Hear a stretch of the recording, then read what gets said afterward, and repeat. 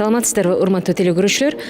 Бүгүн жогорку кеңеш жыйынында ар кыл маселелер түрмөгүндө көбүнчө сөз кылынган маселе бул мектептерге тиешелүү болду.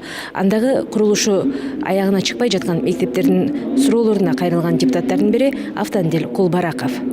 Бизде башкурганды мындайча айтканда дыйкан айылы бар да, чоң айыл, жашоочулары да көп.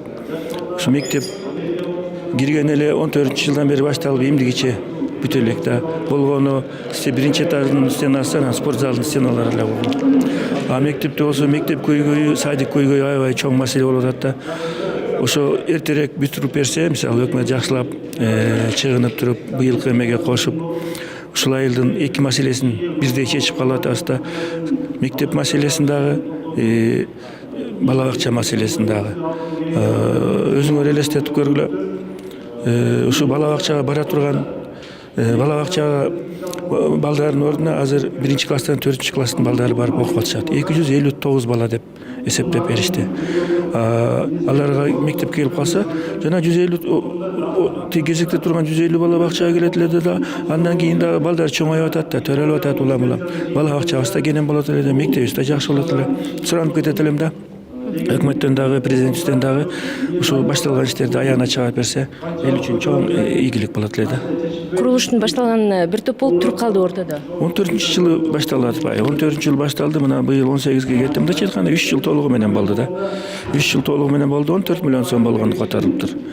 Анан эми азыр көрүп атабыз, шаарда деле көрүп атабыз да, 1 жылда эле 9 этаж, 10 этаж, 15 этаж үйлөрдү 1 жылда эле куруп коюп атпайбы? Анан ошо өкмөт чыгынса, жакшылап эметсе, бул мектебибиз деле 1 жылда бүтүп кала турган болуп атат да. Бүгүнкү жыйын жүрүшүндө көбүнчө айтылган маселелердин басымдуу бөлүгү мектептерге тийиштүү болду. Ушул жагдайга кайрылган сиз кандай көйгөйдү айтып жатасыз? Негизи Сузак районуна караштуу Курманбек деген айыл өкмөтү бар. Ошонун Тоолуу аймагында Канжыга деген айыл бар. Ошол жерде 64-жылы Ашар жолунда мектеп курушкан. Анан өзгөчө кырдаал министрлиги 2012-жылы аны жараксыз деп табышкан да. Ал жерде 2004-жылы капиталдык салымдар менен 4 миллион акча каражаты бөлүнүп, мектептин фундаменти, дубалы, үстү жабылган. Анан 9 класстуу мектеп болгон. Ошонун 2 классы бүтүрүлгөндө 7 классы бүтүрүлбөй турат.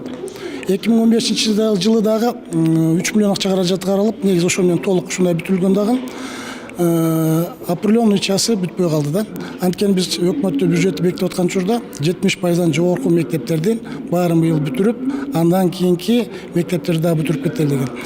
Ошон үчүн мен айтайын деген 14 жылдан бери турган мектеп, Тоолуу аймак, аймактарда абдан кыйын. Ошону азыр акча каражатын бөлүп эгер бүтүрүп койгон болсо, ал жерде отоплениясы да бар. Жылыткычтары, котельный коюш керек. Ошолордун баарын жылыткан болсо, бул жакшы болмок да. Ушул маселени азыр өкмөткө тапшырма бердик. Буюрса мен ойлойм аткарышат деп.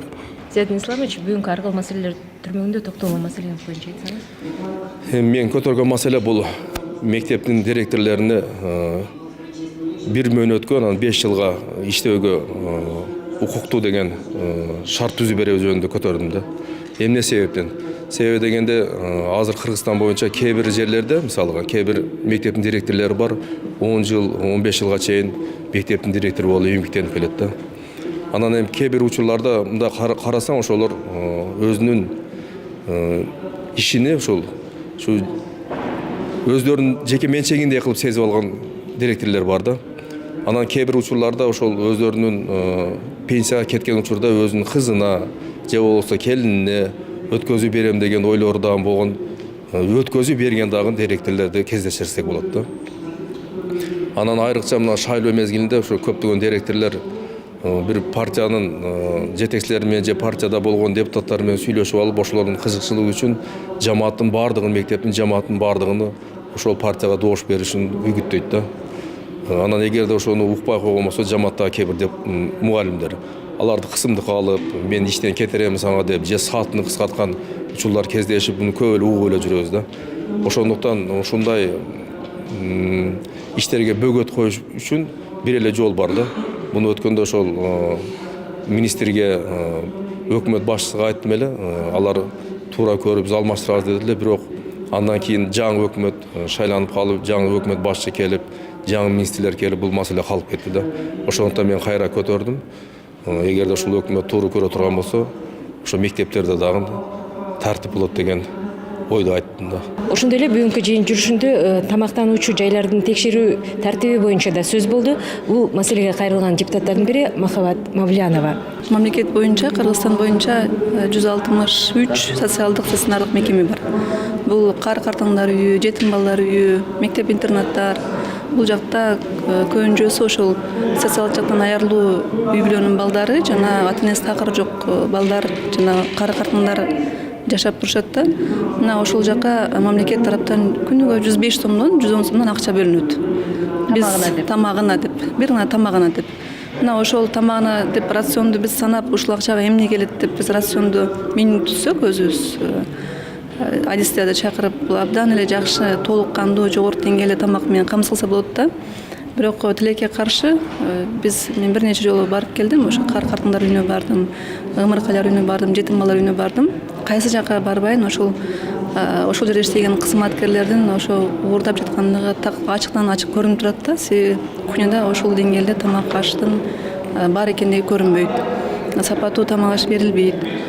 Эми негизи көйгөй эмне болуп атат? Ошол жерде текшерген эч бир органдар жок. Мына счетный палата бир жылда бир текшереби, же ежекварталын текшереби, ал абдан жетишсиз да. Бул нерсени күндө караш керек. Мына ошондуктан 2014-жылы майда попечительский совет деп көзөмөлдөөчү кеңеш деп түзүлгөн, мыйзам түзүлгөн да. Ошол мекемелерге көзөмөлдөөчү кеңеш түзүлүп, бул волонтерлор, жанагы жүрөгүмдөн жардам берем деген биздин жарандар, студенттер ар кандай каалаган бул эл чыгып жардам берсе, ошол мүчө болуп кирип көзөмөлгө алып, негизи ошол мекемеде жашаган жарандардын жашоо турмушу кандай болуп атат, тамак аш кандай болуп атат деп караганга негизи укугу бар болуучу бир кеңеш да. Мына ошол кеңешти дагы түзүүгө эч бир мындай аракет болбой жатат да. Эгерде мен аябай эле ушул кадамды коюп атам да, ошонун аягына чыгарыш керек. Ошонун артында иштеп атам. Ошол кеңешти түзүп, ошонун мүчөлөрүнүн дагы функцияларын дагы кеңейтип, ошо тамак аштагы менюсун текшерип, бүт баарын текшергенге бир ошондой көз карандысыз бир орган түзбөсөк абдан кейиштүү болуп атат чындыгында бул маселе. Себеби ал балдардын, ал кар-картаңдардын ата-энеси караган бир туугандары деле жок да, туурабы. Ата-энеси жок жетим балдар бар, алардын укугун ким карайт? Ошондуктан ошондой эмени ролун күчөтүүгө мен ушул маселени көтөрүп чыктым да негизи бүгүнкү күнү. Тазбек Икрамович, ак калпактар боюнча демилге көтөрүлүп келатат, бирок быйыл кандай маанайда белгиленген турат? Пикир айттыңызбы бүгүн? Ошону саламатсыздарбы? Эң негизгиси мына 2016-жылы 29 июнда ак калпактар деп парламенттен токтом чыгарганбыз. Ошого кошуп бизден Гүлшат Кадыровна кыргыз кийимдери боюнча дагы деп кошуп кетти. Азыр мен ошону Ашырбек Мойдуновичке тапшырма бердим. 5 мартты жогорку деңгээлде токтомдун аткарылышын жогорку деңгээлде көзөмөлдөп аткаргыла деп тапшырма бердим. Эң негизгиси 5 мартта биз ар бир ишкана, мамлекеттик ишканаларда ар бир Кыргызстандын жараны ошо күнү ак калпак кийип, биздин кыз келиндерибиз чепкен чапандарды кийип чыкса, бул биз үчүн сыймык дагы болмок, өзүбүздүн улуттук кийимибизди көтөргөнгө, андан сырткары бир өзүнчө бир жакшы бир маанай болот да. Ошону өкмөткө тапшырма кылып айтып кеттим, токтомдун аткарылышын аткаруу жөнүндө. Бардыгыңыздарды 23 февраль ата мекенди коргоо күнү менен куттуктап кетем кыргызстандыктарды. Ошондой эле келе жаткан 5 март ак калпактар күнү менен дагы куттуктап кетемин. Жогорку кеңеш жыйынында бүгүн каралуучу маселелердин катарында мамлекеттик сатып алуулар жөнүндө мыйзам долбоору бар. Ошондой эле турак жайларды суткалык ченем менен ижарага берүү өзгөчө курорттук аймактарга мүнөздүү деген суроо дагы бүгүнкү жыйында талданганы турат. Ушуну менен күндүн тартибинде программасы жыйынтыкталат. Саламатта калыңыздар.